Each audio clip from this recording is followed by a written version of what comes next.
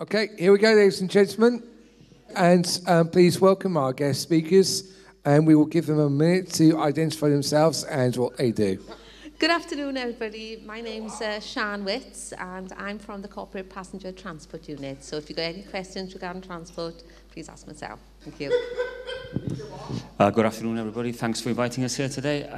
My name's Gareth Roberts, and I'm from the Highways Property and Works Department, and I look at future strategies in transport and what may be needed by everybody in the future and at present.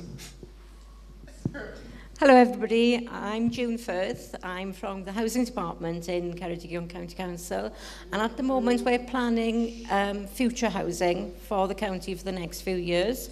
So I'll be interested to hear what your opinions are and if you've got any questions for me. Thank you.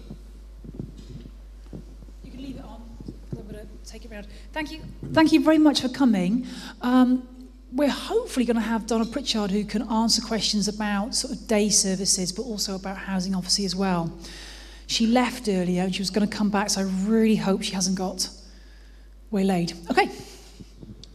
Okay, just to run through the way that we're going to do this, our glamorous assistant here is going to take the questions out to the individuals who want to ask any questions about them. So, do you want to read the questions out, Nick, or do you want me to start? Them to read their own question. Oh, right, that's okay. Right, the first question here we've got is about transport, and it's from Jason. Jason, who's just eating. My question is, when it comes to transport, why don't the driver or ticket collector do more training in understanding people with disabilities? You know, That's great. That's great. Did you get that? Yes. Can you hear me without the microphone? I'm going to give you a mic because it's being videoed. You've raised a very good point, Jason. This is something that all the commercial operators and service operators that provide bus services in Ceredigion now have to do as part of their CPT, which is the competence that the drivers have to achieve for driving vehicles. Unfortunately, some companies are ahead of the game and some aren't as good as others.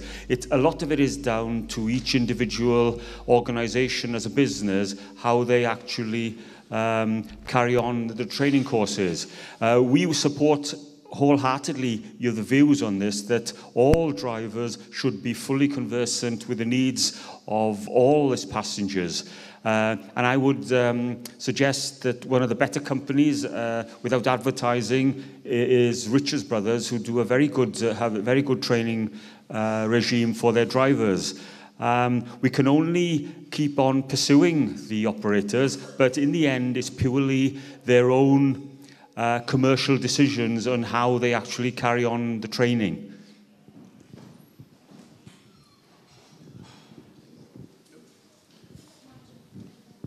Okay, on to question number 2 from Griff.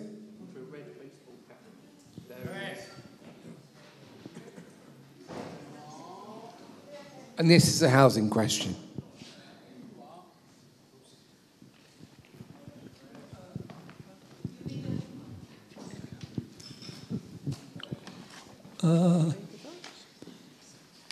House, right. Griff wants to say that his house there's been a spare room in his house for 1 year now, and when will I get a new housemate, a suitable housemate to share? Thank you, Griff. Brilliant question. Cool. This is going to get me fit. Do I ask you? I can give Griff some information on that, but perhaps Donna can follow up as well. It depends who owns the house that you're in at the moment. it depends whether you own it or somebody else own it and you pay the money to live there. And it depends whether the person who's going to live with you is going to help you from day to day or if they're just going to come there as a friend. So I think, I'm not sure what your circumstances are, and I'm not sure if Donna is aware. It's supported housing, right?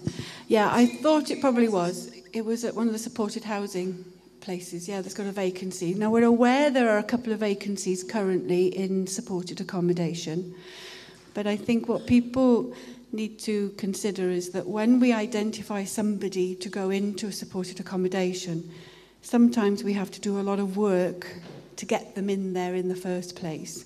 And I am aware of one particular supported housing house at the moment where there's a vacancy that we're currently working very hard to get somebody out there, but we've had to do a lot of adaptations to the house because the individual's got a lot of mobility, disability needs.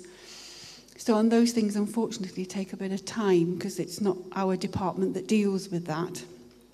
But we have got people waiting on a waiting list for supported accommodation. So it's not that there's nobody wants to go there, it's a case of trying to identify the best fit for that particular house because you want to have somebody there that you know that you're going to get on with. Sometimes it's an issue about whether it's a male or a female as well. And also we've got to consider about how that person's needs are going to be met. So we have to sometimes get adaptations done, equipment has to be ordered, etc., etc. So please be assured you will get a housemate soon. I don't know the particular circumstances, but I'm quite sure that it's on the cards.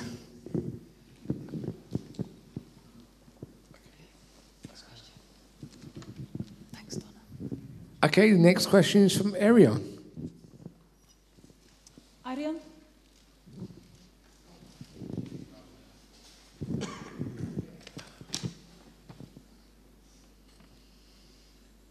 How can or ensure that voluntary work moves into employment. That's about coastal, isn't it? Coastal. Okay. I'm just going to repeat Arian's question. How can you ensure that voluntary work, coastal, moves into employment? Is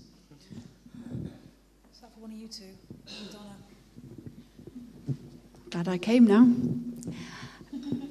It's a difficult question to answer, and I haven't got a right or a wrong one. The whole point of offering people voluntary work is that they try to gain some of the skills and the experience in actually being out there in the workplace. Because quite often when you go for interviews for jobs, the first thing they ask you is, have you got any experience working in that area? And if you've done voluntary work, that actually goes a long way to help you in getting a job. Unfortunately, as you're all aware, you know, the job market's not a very easy one at the moment, and getting jobs is harder and harder for everybody. But coastal, the whole idea of coastal is to try to make sure that people with disability have as much as they possibly can with regards to skills and experience and help and support to get themselves on the job market. So whilst I can't guarantee anybody a job at the end of it, I would hope that the experience of volunteering in itself would be something that you'd enjoy, and people will value that, but it will help you when it comes to looking for a new job. Does that help? Does that help answer the question? Yeah? Thank you. Our next question is from Gwyneth. It's about transport. Gwyneth. Oh.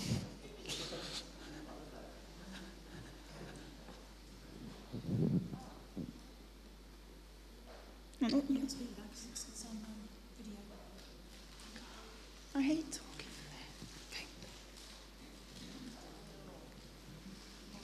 I can't read my idea.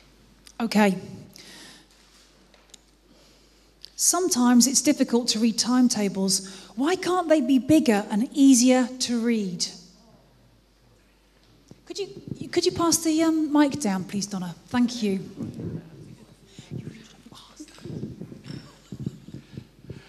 Very good question, Gwyneth. And it's very difficult to answer, to give a definitive one to, because one of the reasons that timetables are as they are is that, one, it's limited space usually where they have to be displayed, and it's the difficulty in getting all the information that people require, especially if there are multiple routes or many routes at a particular stop, in getting that information. We are trying to develop new timetables where the information will be just the information required at that particular stop. At the moment, one of the reasons, and we're getting sort of information from users, is that sometimes there's too much information on a timetable, and that we are endeavouring to provide simpler and more readable timetables. So it's a very good question and something we are working towards. I mean, just a bit of comments about that. Quite a while ago, I think the Welsh Assembly wrote some information about how, or part of a consultation to do with transport, and that was one of the things. So that was quite a long time ago. So I'm wondering when you could say this might happen.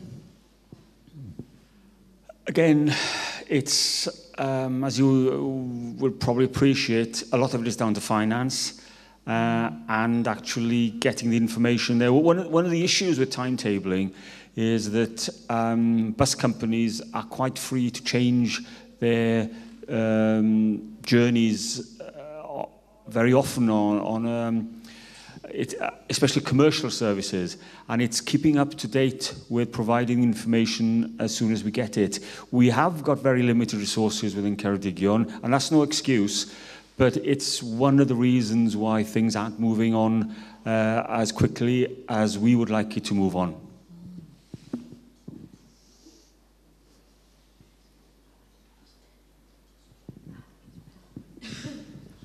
Okay, the next question is from Sophie.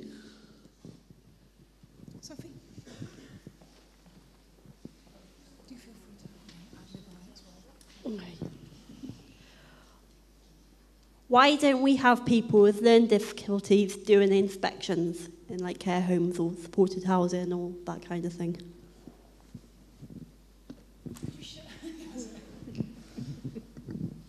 Sorry, did you say why don't we have people? That's a good question, actually. A very good question. Could we? In some areas, they do. They do. It's not a new idea. It has happened in some areas. And there is a process called My Life Reviews. I don't know if anybody's heard of that. But it's a process whereby a group of people who are trained up to be reviewers, and that can include service users of the services, families, carers, lay people, support workers. It doesn't matter where they come from. And you've got a group of people that come along and they go in and review a service. And from that, then, we can discover whether the services are appropriate to meet the needs of the local community. And it's an idea that we are currently looking at in Ceredigion. I can't say for certain that we're going to do it anytime soon, but it's certainly something that we have. I don't know, quite a few of you here might know Darren Phillips. Yes? Anybody know Darren? Darren has been advocating that we look at doing My Life Reviews in Ceredigion for a while. So it is something that is there on the, to think about. And I think that would be a really good way of getting people with disability sitting on those panels of reviewers to go out and help do those reviews. So I hope it's something we will be doing in the future, but I can't promise it's going to be very soon.